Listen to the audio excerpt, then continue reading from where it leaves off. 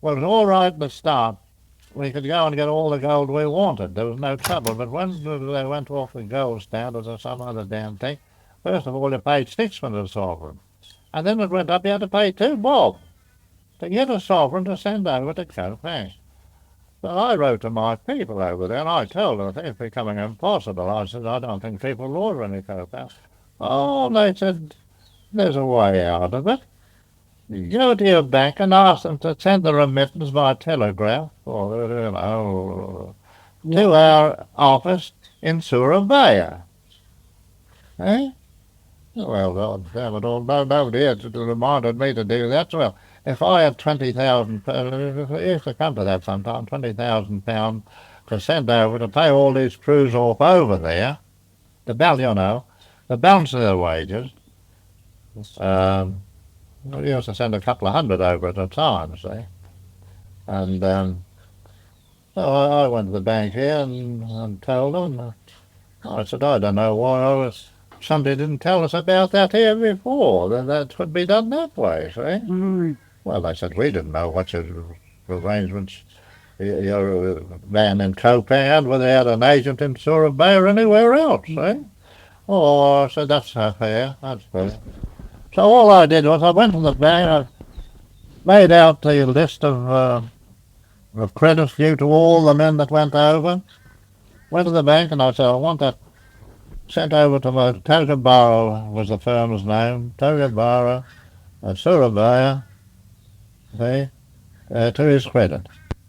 When I sent all my paraphernalia over their passbooks and, or, and swap disputes, as a matter of fact, they were called swap disputes, and a list of credits and all that sort of thing. And then I'd have a document for the bank here to say that I'd remitted by telegraphic transfer so much money to their credit in Surabaya, right? Mm-hmm. But by the time the men got over there, Surabaya had already advised, and they knew, you see, but before our schooner got over there. So that's how we used to do it in those days. And were you the agent for? I mean, you were to be agent for all the recruiting, or just your own? You recruited your own men, or you recruited men for other pearlers too? Only from Copan. And And then after that, I had a competition. Somebody else started in it too, and it was divided a bit. But then the war broke out after, so it didn't. How did you get onto the? How did you get onto that? How did you get? Who sort of arranged this? You have somebody in the other end arranging it for you. There, as I say. Yes, I see. And they recruited them for you. Oh, they recruited the men. And were they hard to get? Oh, right. No, you could have got hundreds. They all wanted to come over, Did the they? poor beggars. Yeah. Why were they very poor? Were they? Oh, well, all they got over there was they were fed by the government in those days, but then they had to put in 16 days a year road work and all that sort of thing to compensate for the cost of feeding them. That's all the poor beggars used to get over there in those days. And when they got a chance to come over here, then they'd drive over like skinny kangaroos. Were they? All they'd have on was a sarong and a little parcel like a handkerchief with all their belongings in. That's all. And when they went back, They prospered over here, did they? They prospered. They did well. Oh, they did all right. They did. And then almost to a man, they all wanted to come back again. When they had to go back under indenture. Yes. We had to send them back whether we liked it, whether we didn't. And you paid their fare both ways? Oh, yeah. Yes, I see. And they couldn't get an extension. Like it was 2 years and they had to go back. They did later on. Yeah. They could re-sign. Mm-hmm. But we had to notify them. Oh, I just Yes. I believe pearling was very dangerous in the old days, very hard. Oh, well, I'll tell you what happened in the early days. Yeah. They didn't know enough. Yeah. In the early days, there a diver would go down, and he'd want to come up, you see. He knew nothing about staging. Mm. And it all depended on the depth of the water. If he was in, say, 20 fathoms, well, I think from 20 fathoms it took nearly an hour to come up, or it should have taken. But they came straight up. The result was, owing to the fact that a certain amount of nitrogen gets into the blood at these depths. If you come up too quickly, it doesn't escape. And when he gets on deck, he's got that blood still in his veins. Well, it's only a matter of time when it takes its effect. It circulates in the blood, and it can't find an outlet. It can't get out on account of the pores being closed and all this sort of business, and it result in a clot being formed. And your men all dived in helmets and suits, did they? Oh, yes, yes. And did you have compressors or hand pumps? Both. I see. And the compressors, I suppose, were safer, were they? Well, they were safer in this respect. No, I wouldn't say they were safer. See, the hand pump boats couldn't send the diver down to the depths the compressor did, you see. It'd be too much of a strain on the men pumping the air down, see. It's all right to pump the air down, say, to 5 or 6 or 7 or 8 fathoms, see. But if you go and pump it down to 20 fathoms, you want mechanical power to do that, you see. And the men couldn't do it. No, I get it. And sometimes the diver down south would suffer because the men were getting played out on top. Oh, I see. And did you, as the pearling became more and more, went on and on, did you find you had to go to greater depths to get the shell, I suppose, did you? Oh, well, it all depended on certain areas, yes. They cleaned them out down on the 80-mile beach down there, especially down just south of the mangroves, as they call it, south of Lagrange Bay there. That was very prolific in the early days, but after working, for a number of years, it got very, very different. You had to go out into deeper water all the time, deeper water. And the shallow men, watermen as we call them, if they tried the deep water, well, they got paralysis, and they just couldn't stand it, see. And that's why in the finish there, myself included, we always sought the deep water men. I see. And had they been divers in Kopang, the people you had, or was that new? No, very, very few. Sometimes we got them from Macassar. There used to be a lot of diving there, but somehow it didn't work that way, Yeah. We tried. I got an agency in Macassar there to send men that had been divers, but they just couldn't manage the different... they reckon the density of the water was different here. That's right. Now, when these chaps came here, did many of them die in accidents? Did a lot of them just not go back at all? Was there a lot of accidents? Oh, you've got it all in there. Yeah, I think we lost 31 divers one year. 31. That's what, one firm or the whole port? The whole port of Broome lost 31. Oh, the whole fleet. Yes, I see. We got down to one that finished. One? Wasn't bad, was it? What's your glasses? Over there, look. Like the Hongkong code that supplied our diving hose and diving dresses out there to become interested. And they got the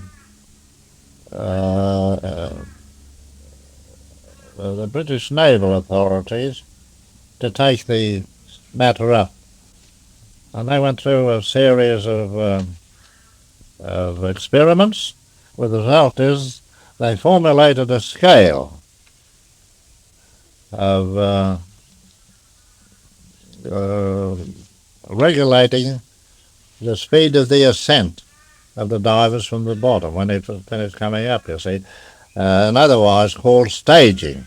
The result is we cut it down to a minimum, the loss of life. See. We finished, I think in the finish we had no losses at all. Was this after the Second World War or before the Second World War? That'd be before the First War. Oh, you cut it out as far as that, did you? Yes, it's I suppose they get sick of coming up slowly. It's very dull, I suppose. Yes, but there wasn't too many that went down very deep, you know. No. But they knew their health depended on it, or they had to do it. Yes, I see. The coat hangers didn't get so well paid as the Japanese. Oh, well, they're just like the natives here. Mm-hmm. Eh? The Japanese was a more intelligent sort of a nation. Mm-hmm. Than the poor old coat hangers. He was more just like a primitive sort of a man to some extent, see? And when he came over here, he came from a country that practically only fed him. See, and wages, of course, was something that, that they weren't used to. Whereas the Japanese were quite different altogether, particularly after they had a stay in Singapore, where they learnt a lot. And not only that, the Japanese had their own, what would you call it again, their own controlling interests that, control everything connected with their departure for overseas, wages, the terms under which they worked, duration of their employment, all that sort of thing, you see. The Japanese took an interest, whereas the coat hangers had nobody. The Dutch never bothered about that sort of thing, you see. See, they didn't have any association or anything No. to take them. Did the Japanese have an association? Oh, they had a club here. Did Oh, they? my word, they did. Yeah. And not only that, the club then was under the really under the control here of the Japanese consul in Sydney. Oh, the Japanese looked after their nationals. Yes, they did. They're more very conscious of their. They looked after them. Yes. And it was for the good of all concerned in the finish, really. Was it? Well, it made this difference. Yes. In earlier years, sometimes you sign men on. But then luggers had come in because they were dissatisfied, and all this sort of business. It eventually ended up there.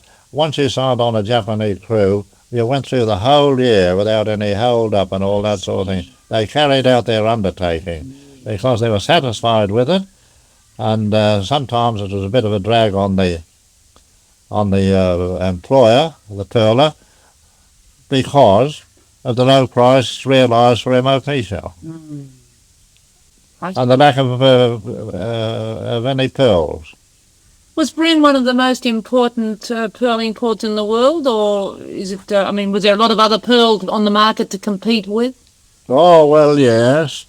But at one period we were the most important. So. But our pearl was the white pearl. They called it the white pearl, you see. Mm-hmm. Didn't have that oriental luster only in a few instances like the Persian Gulf. The Persian Gulf was renowned for the oriental luster it had. And they were a very serious competitor to the sale of Broome pearl. But all the same, a good Broome pearl, I sold a pearl for £2,000 for a client. How long ago?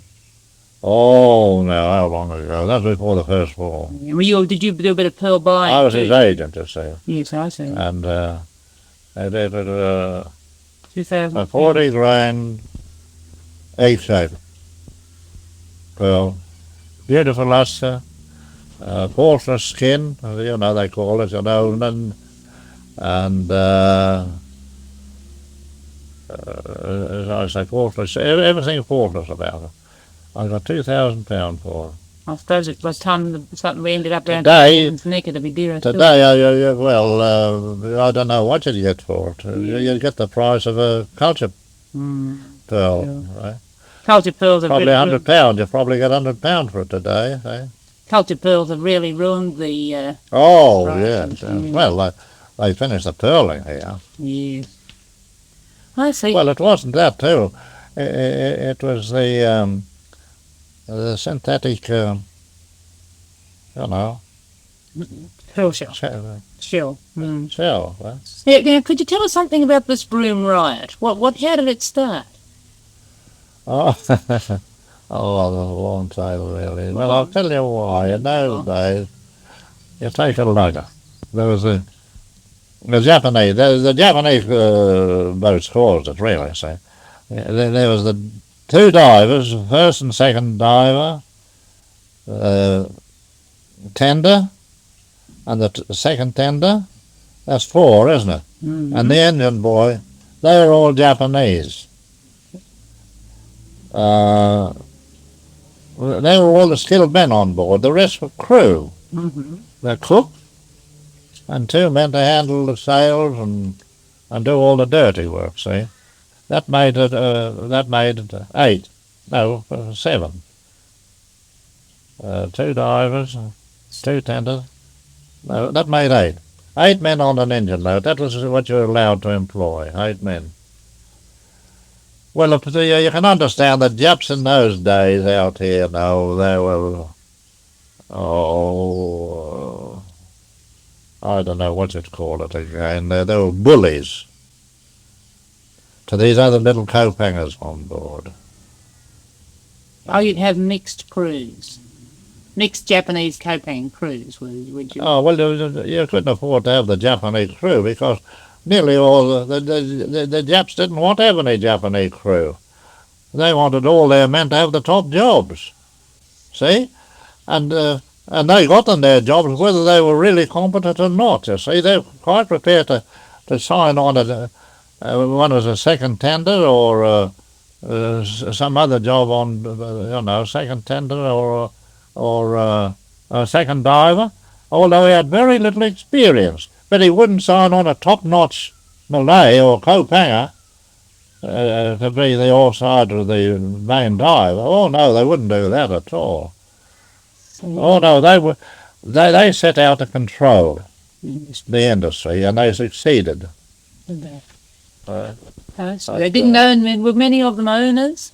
Hmm? Were many Japanese become owners or pearlers at all? Oh, they weren't allowed to against the act. Oh, I see. Against the act. Oh, but I think some of them had an interest in it. I see. Yes. We had amongst some of the whites here, very few, what they call dummies. They're dummy for the Japs. The Japs have paid them well to dummy. Everything be in their name, the bank account, everything connected as if it was their own, but it wasn't their own. All they got was a certain payment, and the rest went to the Japs. I suppose there might have been a few cases of the dummies taking it, because it was all in their name. You couldn't you? You what? I mean, if it was all in your name, you could shoot through with it, couldn't you? Oh, well, yes, you could. Might find a knife in between your ribs. You'd have been a marked man then with the rest of the Japs. Couldn't have stayed in Broome. You'd have been a marked man. I see. And then how did the riot come about? Did they... Oh, well, I'll tell you how they came about. As I say, outside there was a Japanese. There was 5 Japanese on board and 3 little cope hangers there. And they were bullies in those days, the Japanese, you know. They'd knock the cope hangers about and treat them like dirt, see. And the poor little devils, I think there was one case of a Japanese being knifed out there. But the poor little beggars there, they'd made their minds up, we learnt afterwards, to wait a lay-up time when they were ashore, and then they're going to deal with the Japanese. Of course, there were a number of boats, with Malay divers, and there was a riot here. A couple of Japanese got killed, and then they all got together, and they were going to dish up the cope hangers and all that sort of thing. So we had the wireless station here in those days with the guard on, so we had to call the guard out, and then we had to call a hurried meeting next day, and they were open every white man. And he was armed, we dug up guns, I had a shotgun and a revolver. We all went down there and marched down the town, and then we sent runners round into all the boarding houses to tell them we wanted certain men we'd picked out. We wanted them to come over to the police station. And they came over there, we told them to go back and tell your men they've all got to get off the street. If they're not off the street by such and such a time, they'll be shot. Right? So that's what happened. And how long did it last? It only lasted one night, really. Oh, I see. And Anyhow, next day, the Japanese club had their meeting and all that sort of thing, and they realised it was no use going to any extremes and all that sort of thing, you see. So they got hold of some of the head co-pangers and tell them they wanted to be friends and all that sort of thing, see, and stop all this other business, see, and they'd be treated well in the future. And the co-pangers agreed. So they met down in the next to the old Japanese club down there now on the ground in front of the police station, the heads of them. And they had lemonade galore there, you know, and soft drinks, see. And all the Japs were lined up on the marsh opposite. The co-pangers were everywhere. And then the Malays, which didn't join in, they were all in a group by themselves. There were a few hundred of them. Of course, we had a lot of luggers here in those days. They just kept out of it, the Malays, and they had a white, you know, to signify they were Malays. You see. Was there much actual fighting in the streets, or was it sort of... No, there was very little of it. My word, they were just avoided it. Yes, sir. And you didn't... I'll tell you what happened. I was coming home on I never had a car in those days. I was riding a bicycle.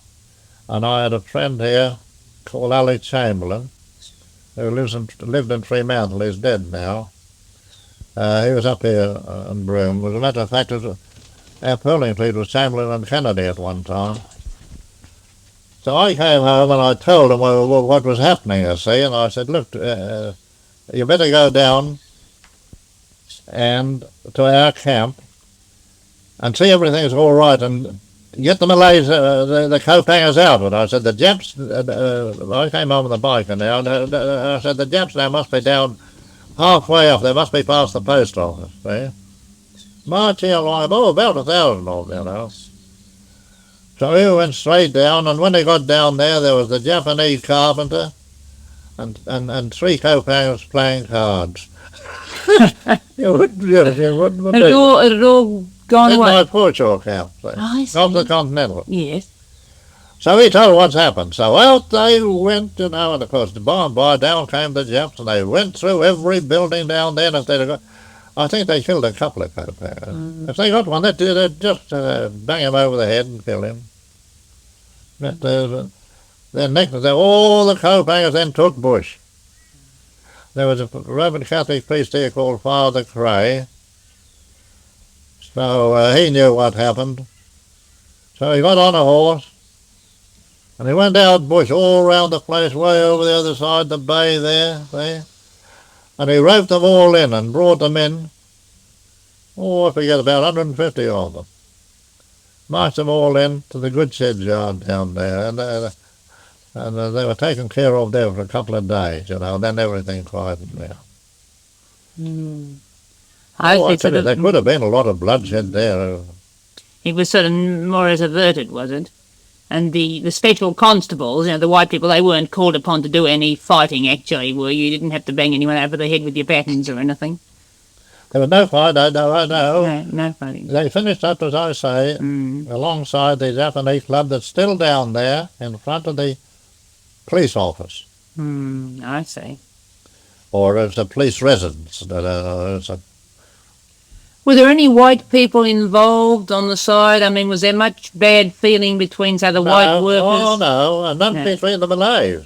None between the Malays? No, they're just co-pangers and Japanese. And the Malays sort of held themselves out of it, did they? Yes. You couldn't get white people to work the luggers. You couldn't have got white divers, did you? Oh, we had white, white seller. Oh, you couldn't, no. Couldn't afford it. He wouldn't have worked for the wages you could only afford to pay those.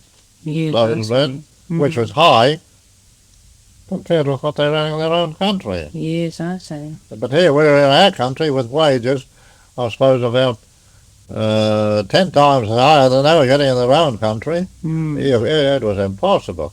A few whites tried to run a lugger on their own account, white diver, white tender, and everything, everybody white on it. They lasted about 3 months. They couldn't afford Oh, they couldn't afford it, no. Well, they never got enough shell to start with. Were the Japanese good divers, were they?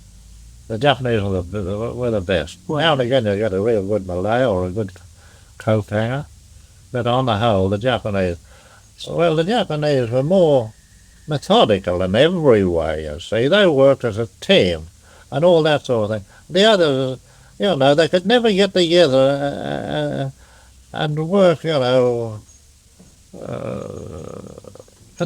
the good of all. They each thought of themselves individually. If he wasn't making enough in it, he never bothered about, whether it was all right collectively. No damn fair.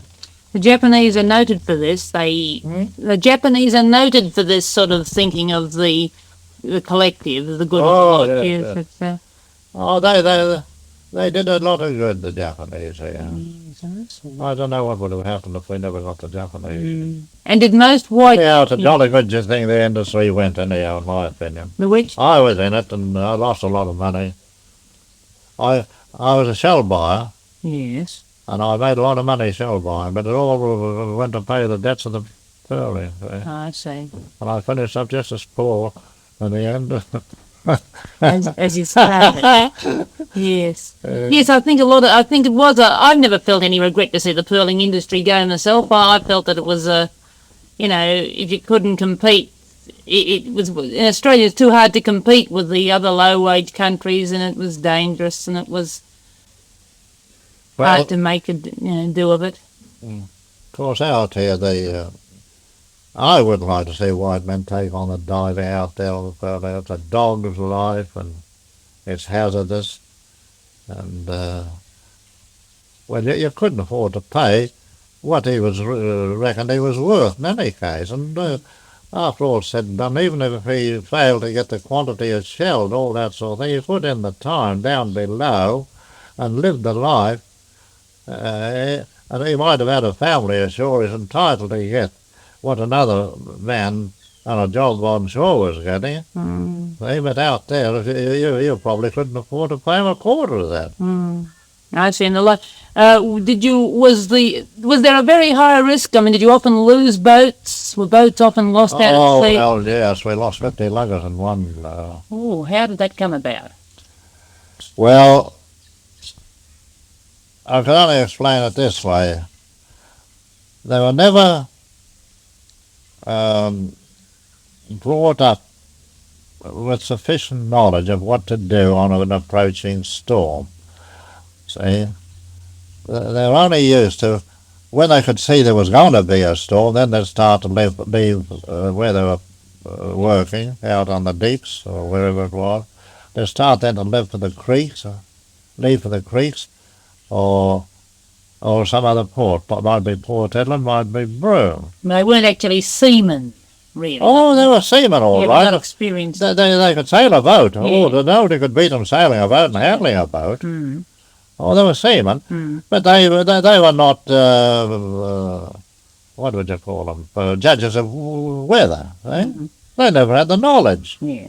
The result was, until a storm was certain to come, then they started to seek shelter. Well, they were often too late. They couldn't get into a creek. Probably the wind would be off the land, or the tide would be ebb tide, you see. The tide would be coming out of the creek, and they couldn't get in. The result was they'd just dashed to pieces. I lost 2 luggers up at the Lassifeeds like that. They left it too late. They should have got shelter, but... Did they lose their lives? Yes, all went. How many was that, 16? 16. Oh. And would you have to pay them compensation then? Not then.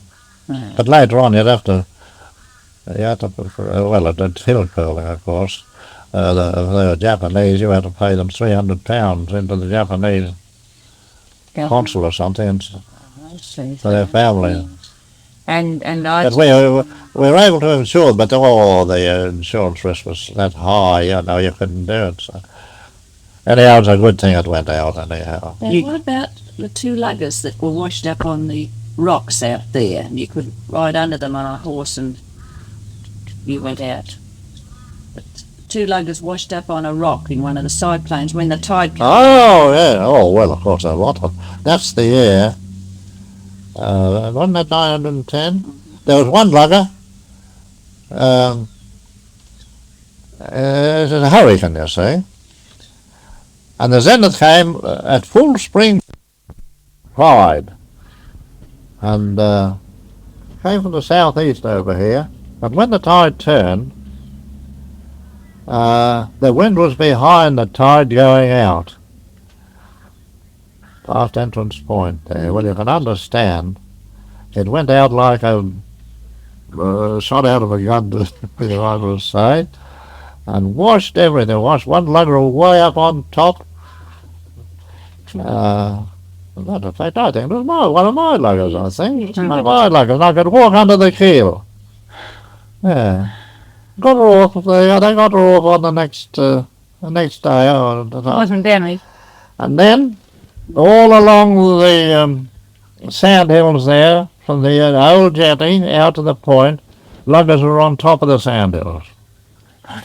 That'll just tell you the volume of water, with 100 miles or more, wind behind her when the tide went out, what a volume of water there was trying to get out through that neck, and it lifted the luggers right up on the sand hills, on top of the sand hills.